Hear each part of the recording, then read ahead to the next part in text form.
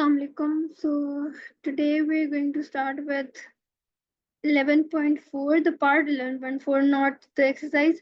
हम लोगों ने लास्ट क्लास में जो है एक्सरसाइज 11.6 की थी. अब हम लोग 11.7 स्टार्ट करेंगे. ठीक है, एक्सरसाइज से. उससे पहले ये यूनिट है कॉन्ग्रुएंस के ऊपर. पहले इसको देख लेते हैं. इसमें है क्या, ये बात करता है कि अगर दो शेप्स कॉन्ग्रुएंट हैं तो हम उसका कह सकते हैं कि उनकी साइड्स जो है उनकी लेंथ इक्वल है, उनके एंगल्स इक्वल है, उनका एरिया सेम है. कॉन्ग्रुएंट का मतलब ये है कि अगर एक ट्रायंगल है तो उसकी कॉन्ग्रुएंट क्या होगी, एक और सिमिलर ट्रायंगल, बिल्कुल एग्जैक्टली सेम. ये मेरा थोड़ा सा डिफरेंट आ रहा है, बट ऐसे नहीं, डिफरेंट नहीं होगा. ठीक है, जैसे लेट्स से अगर ये है तो ये दूसरा भी यही होगा. ठीक है, ये लो. बेशक थोड़ा सा ऊपर नीचे हो गया है क्योंकि ये थोड़ा सा उधर उधर मैंने भेज दिया, बट है बिल्कुल ये सेम. या फिर मैं अगर कहूँ कि ये है तो यही इसका क्या है, कॉन्ग्रुएंट. ये एक दूसरे के क्या है, कॉन्ग्रुएंट. तो इसको हम लोग ये कहेंगे. अगर मैंने ये एक स्टार बनाया है तो ये स्टार भी इसका कॉन्ग्रुएंट है कि दोनों का साइज सेम है, शेप सेम है, एरिया सेम है. तो इस तरह के हम लोग जब चीजों को मेंशन कर रहे होते हैं, ठीक है, ये हमारे पास कॉन्ग्रुएंट है. ए बी जो है वो ए एफ के बराबर है, बी सी जो है वो एफ जी के बराबर है, ए डी सी जो है ये एंगल जो है वो ई एच जी के बराबर है. इसी तरह सारे ट्राइंगल्स में ऐसे. तो हम कह सकते हैं कि जो ये ए बी सी डी है, ये शेप ई एफ जी एच के कॉन्ग्रुएंट है, और ये एम एन ओ पी जो है वो कॉन्ग्रुएंट है आर क्यू टी एस के. सही है. अब हम लोग एक्सरसाइज पे चलते हैं. एक्सरसाइज में उसने कहा है ये दो फिगर्स जो हैं वो कॉन्ग्रुएंट हैं. मैं थोड़ा सा जूम इन कर देती हूँ. Okay, it's better now. These two figures are congruent. ये दोनों फिगर्स कॉन्ग्रुएंट हैं, बस इनकी शेप डिफरेंट है. अब क्या करते हैं, उन्होंने कहा which side is equal in length to this. तो इंस्टेड ऑफ के हम लोग इसको सॉल्व करें, हम लोग यहाँ पे क्या करते हैं कि अगर हमें पता है ये ए बी लाइन है, या अगर हम लोग इसको आइडेंटिफाई करने के लिए यहाँ से भी शुरू कर सकते हैं. हम we can see this arc. ये आर्क हमें ये यहाँ पे भी नजर आ रही है. ठीक है, तो हम लोग इस तरह से स्टार्ट करते हैं. अगर मैं पहले इसके कोऑर्डिनेट्स लिखूंगी, जो फर्स्ट वाला शेप है उसके ए, कोऑर्डिनेट्स नहीं सॉरी, एजेस के वर्टिसेस कह लो, A B C D E F and then G. So A किसको कॉरेस्पॉन्ड कर रहा है, अगर हम लोग डी को बात करें, चलो डी डी किसके साथ कॉरेस्पॉन्डिंग कर रहा है, डी हमारा ओ के साथ मैच कर रहा है. ठीक है, डी जो है वो हमारा ओ है. जो ई उसके साथ है वो है पी, तो वो ई है जो है पी. ई के साथ क्या है, एफ. पी के साथ क्या है, क्यू. एफ के साथ क्या है, जी. जी के साथ क्यू के साथ क्या है, आर. तो यहाँ पे क्या बन जाएगा, आर. अब हम लोग इसके पीछे देखें, डी से पीछे क्या आ रहा है, सी. ओ से पीछे क्या आ रहा है, एन. तो सी का मतलब एन. फिर से पीछे आ रहा है बी, इससे पीछे क्या आ रहा है, एम. तो ये एम.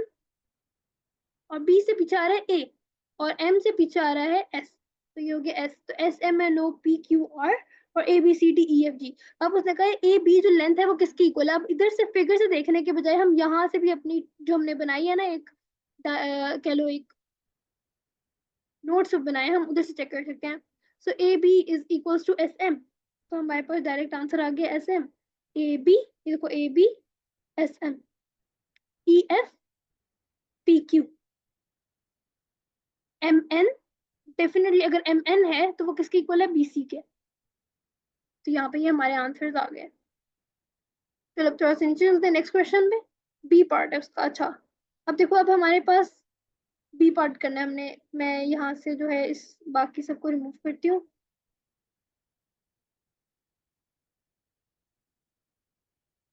ओके, हमारे पास है which angle corresponds to B A G. B A G, यानी कि पहले बी आ रहा है, फिर ए आ रहा है, फिर जी आ रहा है. तब इसी तरह एम एस आर, बस सिंपली उसके इक्विवेलेंट जो भी हमारे पास वैल्यू आ रही है वो हमारे पास आ जाएगा, M S R. P Q R, P Q R की जगह क्या है, E F G. E F G. D D E F, D E F के कॉरस्पॉन्डिंग क्या आ रहा है, ओ पी क्यू. ठीक है, तो ओ पी क्यू जो है वो हमारा आंसर बन जाएगा फॉर बी पार्ट. अब नेक्स्ट उसने कहा right a congruency statement for the two figures. अब इसकी कॉन्ग्रुएंसी स्टेटमेंट हम क्या बनाएंगे, हम कहेंगे सिंपली कि A B C D E F G जो है वो कॉन्ग्रुएंट है किसके, S M N O P Q R के. That's it. तो ये हमारे पास सी पार्ट भी डन हो जाएगा। Let's move on to question number 2। Question number 2 कहते हैं कि कौन सी शेप्स जो है इस बॉक्स की वो कॉन्ग्रुएंट है। अगर आप साइड और एंगल्स को मेजर कर सकते हैं, पर अगर हम लुक्स के वाइज देखें, ये हमारे पास क्या है, पैरेललोग्राम। तो हमारे पास और कौन सा पैरेललोग्राम है, ए जो है वो बिल्कुल वैसे ही पैरेललोग्राम है, ठीक है, सिमिलर है, तो एक तो ए हो गया। उसके अलावा बी भी नहीं, सी भी हो सकता है, ठीक है। डी क्यों नहीं हो सकता, डी एक रेक्टेंगल है। ई नहीं हो सकता। एफ ये भी नहीं हो सकता, ये भी रेक्टेंगल है, ये ट्राइंगल है, ये स्क्वायर है, ये भी स्क्वायर है, ठीक है। और ये आई आई हो सकता है। इसके अलावा जे जे नहीं हो सकता, के भी नहीं हो सकता, एल भी नहीं हो सकता। तो पैरेललोग्राम के लिए क्या हो गया, ए सी आई। देखिए अब हम लोग रेक्टेंगल के लिए ट्राई करते हैं। बी नहीं होगा, डी होगा, डी होगा, तो डी हो जाएगा, तो हम यहाँ पे डी लिख लेते हैं। उसके बाद यहाँ पे कॉमा लगा लेती हूँ। और उसके बाद ई नहीं, डेफिनेटली नहीं। एफ एफ हो सकता है, क्योंकि देखो उसका साइज, उसकी लेंथ, उसका शेप बिल्कुल सेम है। ओके, एफ को भी सर्कल कर लेते हैं। जी नहीं होगा, एच भी नहीं होगा, जे भी नहीं होगा, के क्यों, के हो सकता है पर के नहीं हो सकता, क्यों, क्यों के जो है उसकी लेंथ यहाँ पे तो सेम नहीं है। ये वाली बेशक लेंथ बेशक सेम है, विड्थ नहीं सेम, इसकी वजह से के नहीं होगा। और एल भी नहीं हो सकता। अब सी को देखते हैं। अब ट्राइंगल हमारे पास एक बी है और एक हमारे पास जी है। जे हमारे पास क्यों नहीं हो सकता, ये राइट एंगल ट्राइंगल है। पर यहाँ पे अगर हम देखें ये इक्विलेटरल ट्राइंगल है, तो दिस इज नॉट पॉसिबल इधर। तो हमारे पास दो आंसर जो आए हैं वो हैं बी और जी। और डी पार्ट ये हमारे पास बहुत सिंपल है, ई हमारा बन रहा है, एच बन रहा है और एल बन रहा है। तो ई, एच और एल ये तीनों जो है ये इसके आंसर्स हो जाएंगे। Moving on, question number 3, for each set of pairs state whether any shapes are congruent or similar. तो मैं इसको थोड़ा सा छोटा करती हूँ। Okay, so now if we notice, हमारे पास ए पार्ट में अगर हम देखें तो कॉन्ग्रुएंसी का मतलब क्या होता है, वो सेम होती है शेप्स, उनका साइज डिफरेंट नहीं होता। अगर साइज डिफरेंट है ना, है सेम, तो ये सिमिलर होती हैं। ये क्या है, सिमिलर। और कॉन्ग्रुएंट का मतलब है कि वो ट्विंस हैं, ठीक है। सिबलिंग्स, आप जब सिबलिंग्स होते हैं, दो बहनें हैं आपस में, वो हाँ वो सेम हो सकती हैं, सिमिलर उनकी शक्ल हो सकती है, तो they are similar. But if you have twins, then that is a congruency. Okay, so if we talk about this one, this is not similar at all and this is not even congruent, so this shape does not belong. अगर हम लोग इस दोनों shapes की बात करें तो ये दोनों शेप्स जो हैं ये सिमिलर हैं। तो हम कहेंगे कि जो ये वाला ट्राइंगल है डी ई एफ, ये जी आई एच के या जी एच आई के सिमिलर में है। अगर हम लोग यहाँ पर देखें तो ये वाली तो बिल्कुल मैच नहीं करी, पर ये वाली और ये वाली जो है आपस में सिमिलर है। फिर अगर हम लोग एम एन ओ पी की देखें, और ये वाली तो बिल्कुल भी मैच नहीं करी ना किसी से भी, तो इसको हम क्रॉस कर देते हैं। एम एन ओ पी जो है ये, इनका साइज तो डिफरेंस नहीं है, पर लेट्स सी अगर इनकी शेप सेम है। एक लाइन ये है स्ट्रेट लाइन, एक लाइन ये स्ट्रेट लाइन है, उसके उसी स्ट्रेट लाइन के साथ एक छोटी लाइन होगी कंपैरेटिवली और एक लंबी होगी। तो एक लंबी है और एक छोटी है, और अगली वाली डायगोनल होनी चाहिए, ये भी डायगोनल है, तो that means they are congruent, ठीक है। तो बिकॉज ये दोनों ट्राइंगल्स जो ये शेप्स जो हैं ये हैं congruent to each other, these are similar, these two are similar, these two are congruent. और अगर हम डी की बात करें, डी में हमारे पास ये वाली शेप और ये वाली शेप आपस में कॉन्ग्रुएंट है, पर इन दोनों शेप्स के साथ ये जो है ये सिमिलर है। यानी कि A B C D E F G H is congruent to P I J K L M N O P, ठीक है। इसके साथ क्या है, कॉन्ग्रुएंट। और ये जो x Q R S T U V W जो है, इसके साथ ये दोनों सिमिलर हैं, तो ये इस तरह से लिखा जाएगा। ई पार्ट जो है अगर उसमें देखा जाए तो, अब देखो इसको बहुत ध्यान से देखना है कि ए बी सी जो है ये हमारे पास एक स्ट्रेट लाइन है और दो जो है इस तरह से लाइन है, तो ये दोनों जो है ये बिल्कुल सेम लग रही है, पर साइज थोड़ा छोटा है, तो ये इन दोनों में सिमिलैरिटी है। लेट्स सी अगर ये वाली इनसे इसकी कॉन्ग्रुएंट है कि नहीं है। तो हमारे पास यहाँ पर एक स्ट्रेट लाइन है, ठीक है, हमारी यहाँ पर भी एक स्ट्रेट लाइन है ए से बी में। तो लेट्स से मैं इसको और जो इसके साथ जो एक थोड़ी सी कर्व लाइन आ रही है, सो इफ आई से okay, so if you imagine this, ये हमारे पास, अगर मैं इसको बी कर देती हूँ, इसको मैं ए कर देती हूँ, ठीक है, तो ये लाइन हमारी इस तरह से नहीं आनी चाहिए, इस लाइन को हमारी इस तरफ होना चाहिए, और ये वाली लाइन इस तरह से होनी चाहिए, ये वाली शेप बनेगी ना, तो तब ये कॉन्ग्रुएंट होंगे, पर अभी ये शेप नहीं है, तो ये कॉन्ग्रुएंट ना सिमिलर कुछ भी नहीं, ठीक है। तो इस तरह से ये वाली एक्सरसाइज सॉल्व होगी, ठीक है। Moving on, question number 4, figure ABCDEF has AB is equal to BC and C is equal to CD and DE. Okay. Redraw the figure and show how you could split it into 2 congruent shapes, 4 congruent shapes, 3 congruent shapes. अब मैं इसको ना direct draw करके बता देती हूँ किस तरह से करेंगे। 2 congruent shapes करनी है, तो अगर हम लोग इसको दरमियान से कट कर देंगे तो ये 2 congruent shapes बनेगी। अगर हम देखो, अगर इस तरह से कट करते हैं, congruent shapes नहीं है, ये बड़ी है और ये वाली छोटी है, तो दिस इज नॉट कॉन्ग्रुएंट। अगर हम लोग इसको ऐसे डिवाइड करते हैं, तो ये इक्वल पार्ट्स में भी नहीं है, ना ही कॉन्ग्रुएंसी है इसमें, ठीक है। हम अगर इस तरह से करते हैं, लेट्स से हम लोग इस तरह तो पार्ट्स में डिवाइड कर ही नहीं सकते, तो ये तो 1 2 3 4 पार्ट्स बन गए ना, तो this is not what we want. So अगर हम लोग आइडियली अगर इसको इस तरह से कट कर दे बीच में, तो अगर देखें ये वाला पोर्शन और ये वाला पोर्शन दोनों जो है वो इस चीज को सेटिस्फाई करते हैं, तो इस तरह से ये वाला पार्ट तो हो गया। 3 कॉन्ग्रुएंट शेप्स अगर हमने बनानी है, तो उसके लिए हम क्या करेंगे, उसके लिए हम लोग इसको ऐसे कट कर सकते हैं। एक हमने ऐसे कट किया तो हमारे पास एक शेप बन गई, पर अगर हम इसको ऐसे कट कर दें तो हमारे पास एक शेप ये और एक शेप ये, तो ये तीनों जो है वो इक्वल जो है वो शेप्स बन गई हैं। मैं इसको थोड़ा सा नीट बनाती हूँ ताकि ज्यादा समझ आए अच्छे से। So this, so now this part has been done as well. Okay, अब हमने 4 कॉन्ग्रुएंट शेप्स अगर बनानी है, तो उसके लिए हम क्या करेंगे, उसके लिए हम इसी तरह से करेंगे, और just notice what I am doing.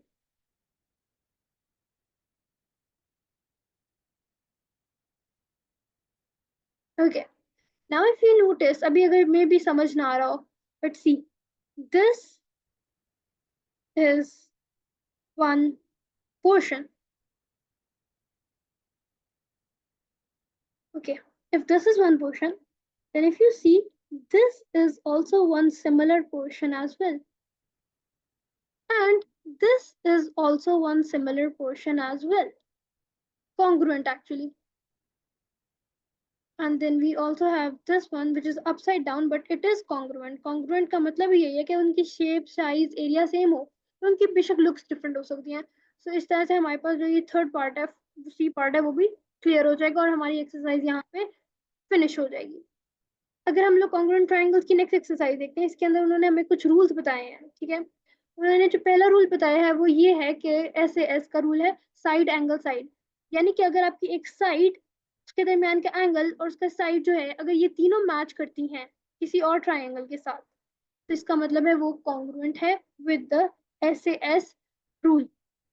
Second उसका रूल ये है कि अगर आपकी चारों की चारों, तीनों की तीनों साइड, चारों चारों साइड, कोई भी जितनी भी अमाउंट ऑफ शेप की साइड है वो सारी बराबर है, then it's a SSS, S S S S rule. Okay, तो फर्स्ट वन क्या था, SAS, यानी साइड, साइड एंगल साइड। और हमेशा ये चीज भी याद रखनी है कि जो साइड है और दूसरी साइड है, उन दोनों के एंगल्स के दरमियान में वो एंगल होना चाहिए। ये नहीं, आप ये नहीं कर सकते कहो कि अच्छा मुझे ये साइड का पता है और मुझे इस साइड का भी पता है, मुझे और इस एंगल का पता है, ठीक है। अगर इस तरह से पता है तो ये गलत है, यानी कि अगर ये वाली साइड पता है, ये वाली साइड भी पता है, और आप कह रहे हो मुझे ये वाला एंगल पता है, तो ये इस केस के अंदर ये साइड एंगल साइड रूल नहीं है, ठीक है, ये कोई रूल नहीं है यहाँ पे, तो ये कॉन्ग्रुएंसी नहीं डिफाइन करेगा। कॉन्ग्रुएंसी हमेशा ऐसे हो गई, साइड एंगल फिर साइड, या फिर साइड साइड साइड। थर्ड जो इसका रूल है वो है ASA। ASA का मतलब है एंगल साइड एंगल, जैसे ऊपर मैंने बताया साइड एंगल फिर साइड है, इसी तरह यहाँ पर है कि एंगल है, फिर साइड का पता है, और फिर दूसरे एंगल का पता है। तो ये भी एक चीज हम कर सकते हैं, यानी कि या तो एक SAS है या एक ASA है, तो दोनों चलेंगे, ठीक है। SSS भी चलेगा, तो ये भी होगा। और डेफिनेटली ए जो है उसके अंदर हम लोगों को ये कोई कॉन्ग्रुएंसी का रूल नहीं आता, तो इस वजह से हम इसको मेंशन नहीं करेंगे, या तो हम एसएसएस के थ्रू मेंशन करेंगे या एसएएस या एएसए। एक और टेक्निक, एक फोर्थ पॉइंट भी है जो जो सिर्फ राइट एंगल ट्राइंगल पे अप्लाई होगा। उसमें क्या होता है कि आपके पास जो राइट एंगल ट्राइंगल का ऑपोजिट होता है, यानी कि हाइपोटेन्यूज होता है, वो वाला एंगल, ठीक है, और साथ में जो कोई भी एक या परपेंडिकुलर लाइन या बेस लाइन कोई भी एक जो है वो इक्वल होनी चाहिए। अगर ये केस होगा तो वो राइट एंगल साइड हाइपोटेन्यूज को कंफर्म कर रहा है। ये देखो इधर रीड भी अगर हम लोग कर ले, if you have right angle triangles, the angle does not need to be included for the triangles to be congruent, ठीक है। This angle does not mean a lot, but the triangles must have the same length of hypotenuse and one other side equal, ठीक है। तो इनमें से कोई भी अगर कंडीशन सेटिस्फाई हो रही है इन चारों कंडीशंस में से, तो वो क्या है, कॉन्ग्रुएंट है।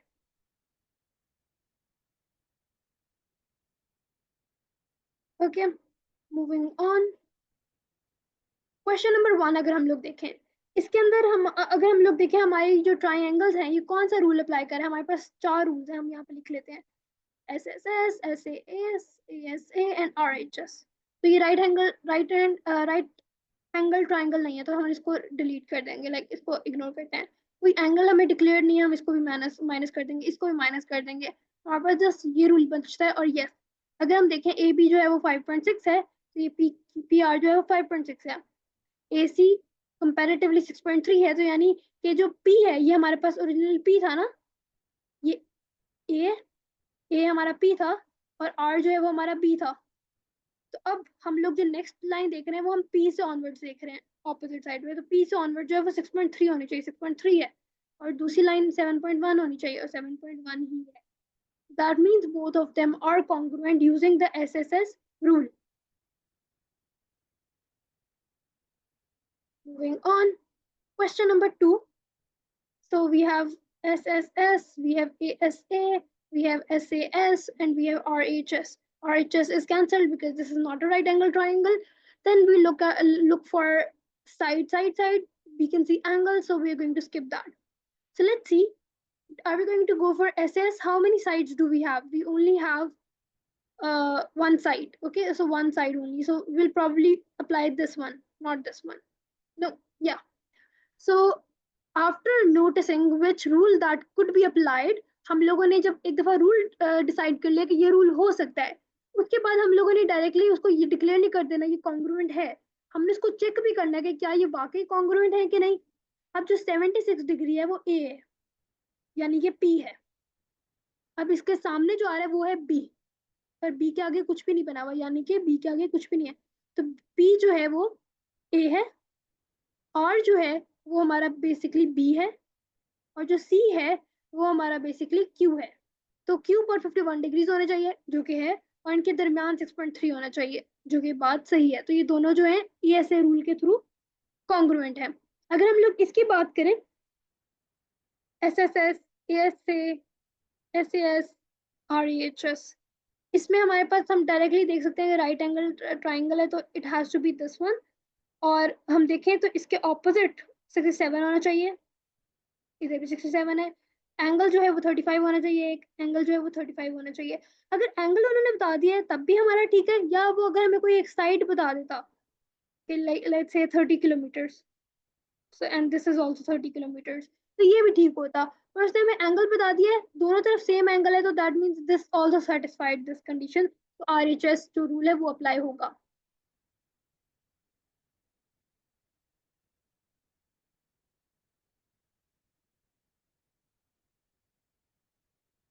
क्वेश्चन नंबर 4, इसके अंदर हमारे पास सारी तरफ साइड्स हैं, तो डेफिनेटली SSS रूल ही अप्लाई होगा। पर लेट्स सी कैसे। ए से बी है, ये 4 सेंटीमीटर है, बी से क्यू भी 4 सेंटीमीटर है, so P is A, Q is B, and this has to be C. तो क्यू से आर जो है, यानी कि बी से सी जो है, it should be B say C should be 5 centimetres, because P to Q, wait, we cannot declare it just like that, we never know कि वो अगली वैल्यू कौन सी है। अगर ए से सी जो है वो 5 सेंटीमीटर था, तो ए को अगर हम लोग आर डिक्लेयर करते हैं, और सी को हम लोग क्यू डिक्लेयर करते हैं और हम कहते हैं ये 5 सेंटीमीटर है, तो सी से बी जो है वो 4 सेंटीमीटर होना चाहिए। सी से बी जो है वो हमारा 4 सेंटीमीटर, पर यहाँ पे बी नहीं लग रहा। Let's switch sides. We say this is A and let's say this is C, then this is B. C to B should be 3 centimeter. Okay, this works. A to B, this is 4 centimeter. This works.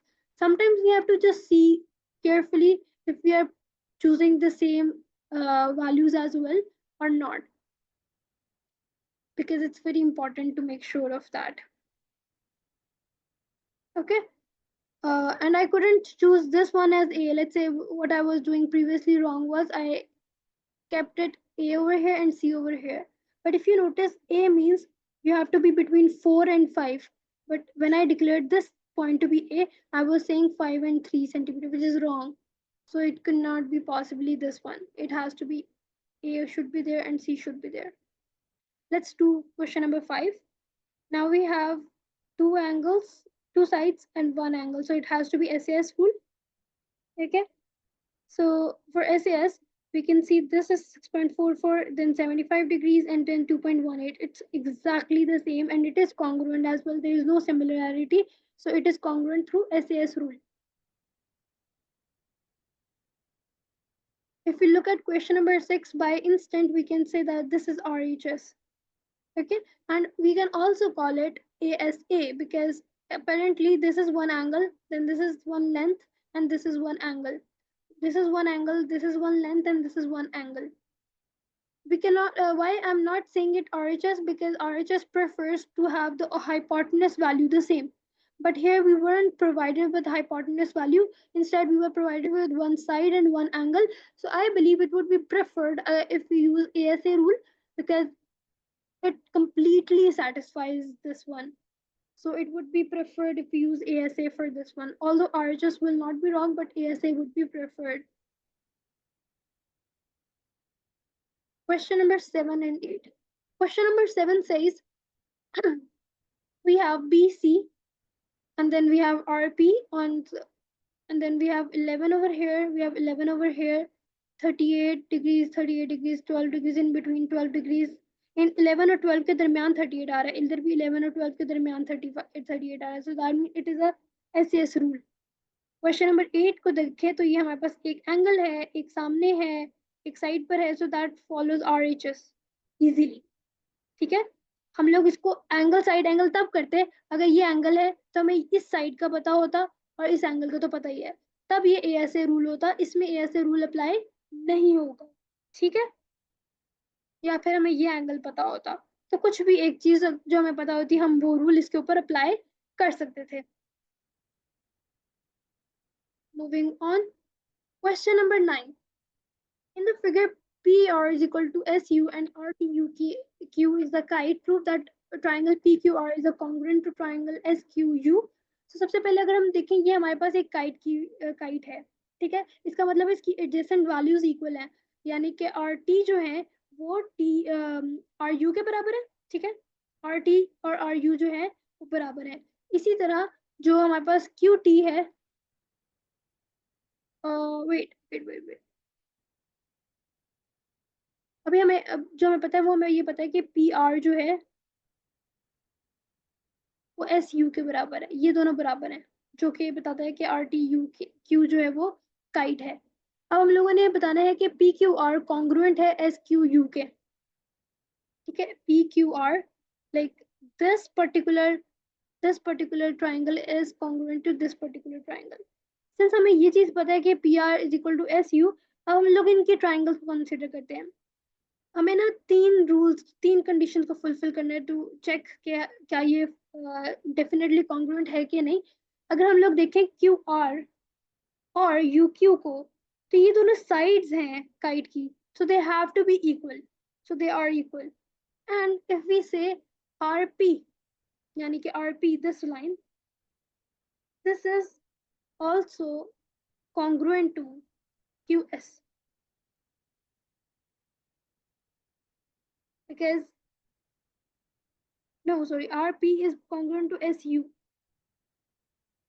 But that's already given. Wait. We have defined this one. We have defined this one. These two are defined. We can also say that these are vertically opposite. So these angles are same. Okay. So as we know that this side is same, this side is equal, and then this side is also equal, and then this angle is also equal. These two angles of these, like STR angle and angle PTU, they are equal because of the vertically opposite angles. So that clears another point. So that is why it should be congruent. As the kite says that both of them should be congruent to each other. Both of them actually have. But which rule are we going to apply? We can either go for side, and I think side angle side rule would be better over here, because we have one side over here, then one angle, and then we were talking about the side. If look at this, I'll explain again. So we already know that PR and SU is equal. That's stated. Okay. Then we know that this angle and this angle is equal due to vertically opposite angles. Then if these two are equal, so these points are also equal. We can also talk about QU and RQ, but this also makes sense so far. So it's a side angle side point, SAS rule. Okay. Moving on to question number 10. In the diagram, AM is equal to BM and PM is equal to QM. Prove that AP, as in this one, AP and QB are parallel to each other. And we know that AM is equals to BM and PM is equal to QM. Now that all of this is given, we can also say that these are the vertically opposite angles. So once we have everything, so this angle is actually the same as this angle, and that is due to the let me make 3 lines. Okay, so these two angles which I just made, this one and this one, these are actually corresponding angles. So they are corresponding due to it being parallel. So that's what you will explain in the statement, that these are congruent and these are parallel in this way. Okay, the angles are vertically opposite, these angles are equal, like it makes a Z angle. Let me highlight it. So you see Z angle, and Z angles are basically made on the course when they are corresponding or alternate angles. We do that. Wait. Okay. So over here and then here and then here. So that's how it is made. Okay.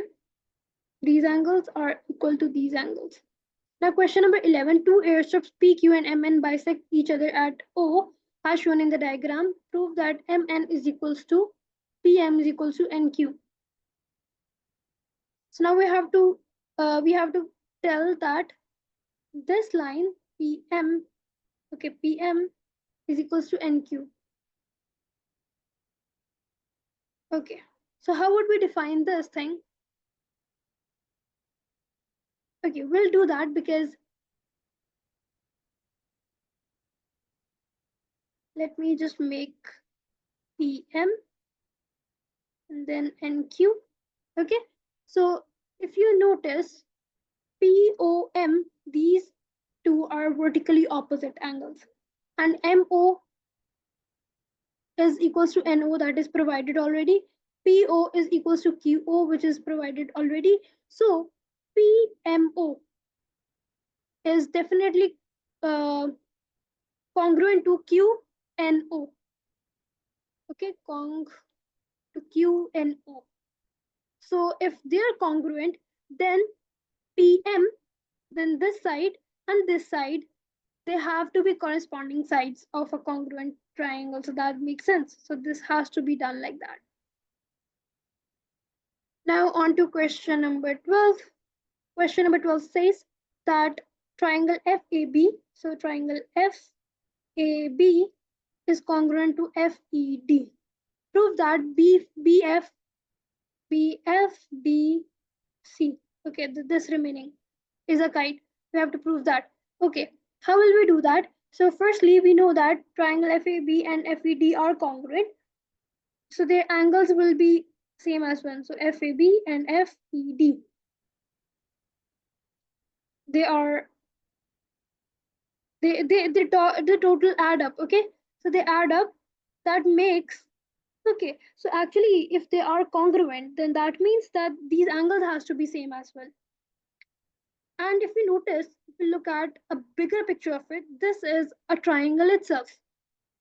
So if it is a big triangle, then that means we have two same angles and then one 90-degree angle. So this is going to be an isosceles angle, isosceles triangle, right angled isosceles triangle. Okay, so now what we're going to look at is, if we see AC, this one, and if we minus from this, we subtract this point, we get EC minus ED.